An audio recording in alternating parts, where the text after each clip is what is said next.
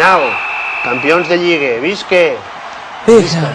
Hosti, quina destrempada, és que guanyar la Lliga així no fa cap mena d'il·lusió. És com beure llet amb tetabric.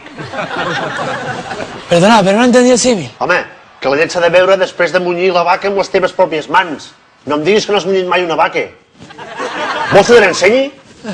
Va, Piqué, ajuda'm. Tu fas de vaca i jo et vaig traient la llet, Ei, quieta parau. Tu a mi no em treus res. Per què no anem a Canaletes per animar-nos una mica? Perfecte.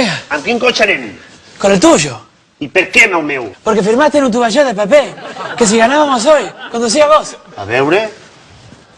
Hosti, que pòtol sóc a vegades. Va, anem. Mentre baixem, jo us posaré una mica de musiqueta per posar-vos a to. No podés. No podés poner música, boludo. Lo firmaste en un tuballón de papel. A veure, no podré posar música al cotxe, li donaré ara mateix 20 euros al Messi. Ahuecando. Gracias. Venga, vamos, que tengo un CD nuevo de tango que...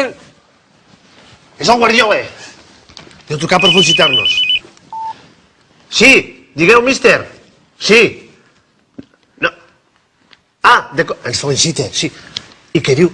Diu que és moment per deixar-nos emportar per l'eufòria.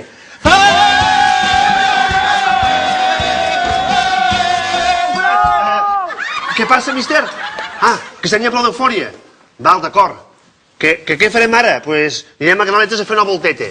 Sí, tranquil, a les 12 estarem a casa. Val. Va ràpid, que sent una mica ràpid, encara tenen temps de veure algú. Hòstia, són les 12. Ara no podem sortir de casa. I ara què fem?